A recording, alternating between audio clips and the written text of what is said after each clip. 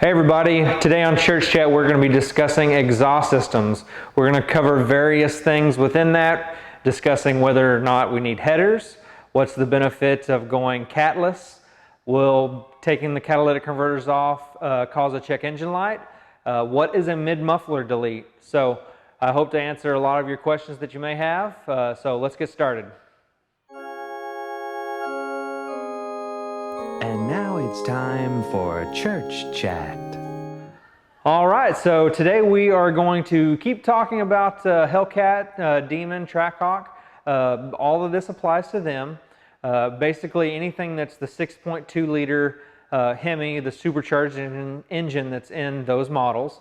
So today we're going to be talking about exhaust stuff. One question that a lot of people ask is, do I need headers? Will the factory manifolds handle the power output that I'm wanting to make? So the question is, do you need headers? Well, that yes and no. Now, if you're going for an all expense, no expense spared build, whether your engine is still stock, meaning the block and the cylinder heads, pistons, rods, crank, whether all that stuff is stock or not, that really doesn't matter. If you want your engine to be able to breathe more, headers will help, but there are some pros and cons to that. Okay, now, so the stock manifolds, they flow wonderful on the Hellcat, Demon, Trackhawk. Realistically, unless you're making big power headers, you're not going to see a real big gain. But again, it's just another piece to the puzzle. Just slapping headers on your car, you're not really going to see much of a gain. There's other things that you have to take in contention. One, do you have a stock camshaft? Do you, higher lift and higher duration? That's going to require, more intake air and more ability to be able to push that air out. So headers isn't necessarily going to make a big power increase. I'm not so certain you're going to lose power, but it does change the back pressure. But a lot of that is not just in the headers themselves, but that also whether or not you have the stock catalytic converters in place or if you're running an off-road test pipe, that is definitely going to be a big factor in which you would have a drop in back pressure. So you just throw some headers on the car, you go catless, and you're running an exhaust. You're definitely lowering the back pressure, and on a motor that is boosted, basically you're kind of taking some restriction on that side of the equation, so you can actually lose a little bit of boost pressure. I'm not exactly sure how much it would be on a supercharged engine, but I do know for a fact on my Honda turbo cars, anytime you go and open up the exhaust or go with something bigger, it has a dramatic effect on back pressure, which also in turn lowers the boost. So definitely, guys, if you're tuned without headers and you're tuned with your cats and everything else is stock in place, and you go and slap that on, you're not really going to see much of a benefit. As with any modification that you do, the most benefit that you're going to get is going to be after you're tuned, whether that's an intake, whether you're obviously changing boost pressure by swapping pulleys out.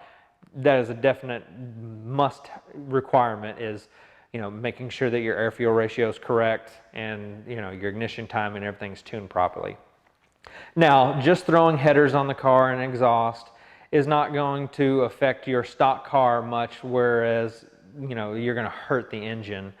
But if you want to get the most benefit out of those modifications, tuning is always a requirement, in my opinion. So you have a stock engine, you throw headers on, you throw exhaust on, you take your catalytic converters off. A lot of times people are doing that because, let's say you have, you've taken your build and you've written everything down of all of your goals. Now, obviously, we're not all made of money, so what we have to do is do things in stages. So, like I and many other people have done, is we say, okay, well, let's go ahead and get this stuff done, and the next thing I'll do is this, and et cetera, et cetera. So the exhaust and headers is just another piece of that puzzle. Again, you're not really going to gain much power from it, but if your ultimate goal is to make considerable, more horsepower on your engine, it's definitely not going to hurt it. The more efficient that you can, your engine is nothing but an air pump, and the more efficient that you can get air in and get air out is going to be going to be the best for it. You're changing your load. I'm not going to go too crazy technical. I'm not sure what my audience really is, but essentially, the more you can breathe in and the more that you can push out, you're going to make more power. So headers are definitely going to be a benefit to you once you're making big power, but not so much until you get to that point. So I know I'm kind of going in circles here, but one other thing I want to cover is, when you remove your catalytic converters, why are we doing that? Sometimes it's a must-have, and sometimes it's just purely for sound, or you just, again, want to get more flow out of the exhaust. So one reason why we remove the catalytic converters from our cars is when we're wanting to switch to E85. Now, E85 requires, in most cases, increase in your fuel pump, whether that being putting a booster pump on or going to a dual or triple system. It also may require, depending on your horsepower level, larger injectors. But the biggest thing that you have to do when you're switching to E85 is to remove the catalytic converters, because not only is it a restriction, but the additional ethanol, these cars aren't made, they're not a flex fuel vehicle, so the catalytic converters aren't really something that's compatible with E85, so that is a definite must-have. Now, when you must-have to remove. So when you remove your catalytic converters, you are going to get a check engine light. You're going to get a P0420 and a P0430. That's going to be catalyst efficiency bank 1 or bank 2. So if you remove one or the other, or both in a case of V8, you're going to get the 420 and the 430 code. Now, there's different ways that you can attack that. Now, if you already have your tuning software enabled and you have a good quality tuner that knows their stuff, they just go into the parameters and you can actually go and you can click the little check boxes to turn off those codes so it will not set a light. Now, it will be back there running in the back of the system, but it's not something that will illuminate the check engine light. Another option that you can do is install an O2 spacer. So basically what that's doing is you're installing a little 1-2 inch spacer in between the exhaust pipe and the oxygen sensor. What that is doing is that's moving that O2 sensor just slightly out of the flow of exhaust. So it's tricking the computer into mimicking what a catalytic converter would do. So without getting too technical, the stock computer is looking at voltage from your O2 sensors pre-cat and post-cat. And so it's saying, okay, based on these parameters, the catalytic converter is working.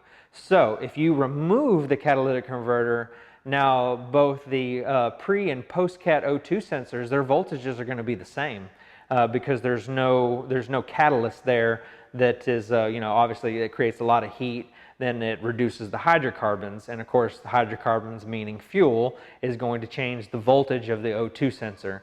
So without those catalytic converters there, those voltages will be the same, and that's what triggers the 420 and the 430 light.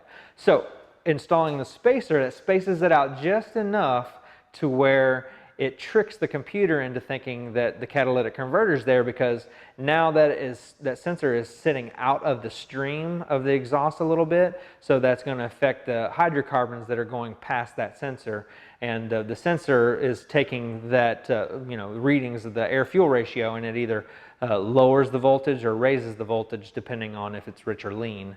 So obviously, if you're not tuned and you're just putting cats, a header, and exhaust, and all that stuff on your car, and you don't have any tuning software because you're not there yet in your build, an O2 spacer is definitely a must-have if you want to keep that light off. But it's completely unnecessary if you've already gone down the road where you have your ECUs unlocked and you have your tuning software to where you can just turn those codes off. So I hope I've covered as far as the headers and the catalytic converter side of things. If you have any questions, just if I missed something, just let me know. So let's turn to exhaust systems now. Really, it doesn't matter if your car is fully built or stock. Throwing in an exhaust is not really going to affect your tune necessarily. Now, you have different options on Hellcats as far as the loudness. For example, Borla makes a a Type S. They also have a Borla Attack. I used a Borla Attack on my Hellcat. It is definitely loud. When I went so far, the Borla Attack was the first thing I did, but when I went and added the headers and the catless mids, it definitely increased the volume leaps and bounds. It was stupid loud, how loud that it was. Definitely did not make my neighbors happy starting up and leaving in the morning or coming home later in the evening. So reality is, my car probably set more than I would have liked because, depending on if I had to leave really early for work or I knew I was going to come home late, I wouldn't drive that car because I didn't want to disturb them. So I know some people don't care about that, but I do like my neighbors. So now, depending on what exhaust system that you use, most of them are going to have either simulators or actual valves in the back of the exhaust. Now, what that is Dodge calls it their active exhaust system. I've heard different things saying, oh, in track mode, they're fully opened. And of course, whenever it first idles up, they're open, but then you'll notice that your exhaust gets quiet. I've heard it was for EPA noise regulation.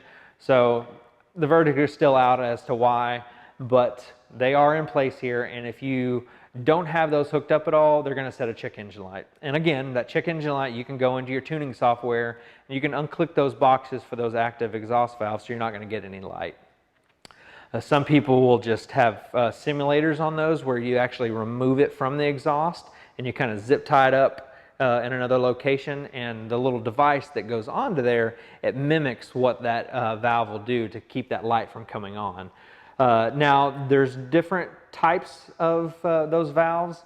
Borla, for instance, has one that is a simulator as well. That simulator is made into it, but the way it mounts up is those little motors mount onto the exhaust, and it mimics what the actual valve would do, even though there is no valve in place. It's just a spring that is mimicking that tension.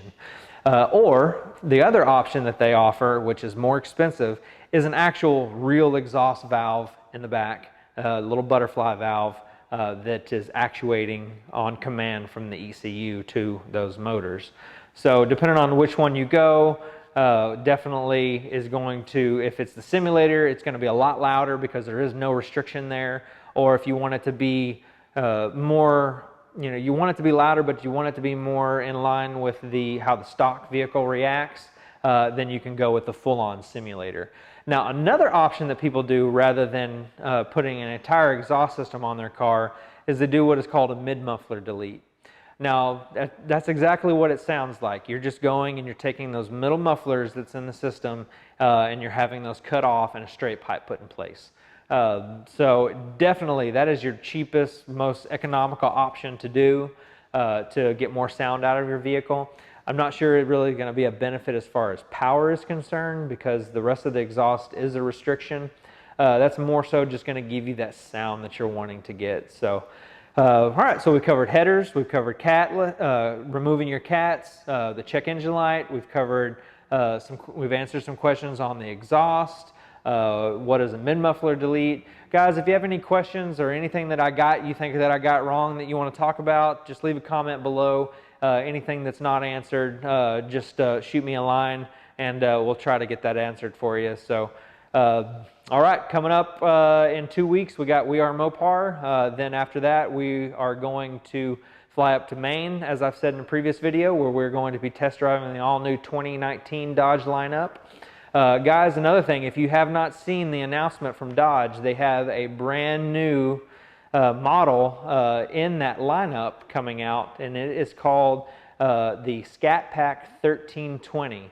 Now, what that is doing, it's taking the same 6.4 liter, 485 horsepower engine that's in the 392 Durango, the SRT Durango, the SRT Challenger from the previous model. It's that same engine, but it has a lot of goodies from the Demon. The trans brake, the line lock, torque reserve. I'm not sure of the suspension, how different it is, but I'm sure it has some kind of suspension goodies on it. But it is definitely more of a track-focused car. So definitely the stuff that Dodge is doing right now, really, if you look at other car companies, no one can even touch them. everyone's just playing catch up constantly. So definitely, I really hope that that model is going to be out there at the track too. Even though we're at a road course, we're not going to be at a drag race course, but I'm kind of having my fingers crossed maybe that model will be there just so we can look at it. So anyway, guys, thanks for joining the channel. Be sure to like, subscribe, click the bell to get any updates for future videos. This is Billy from DFW Speed.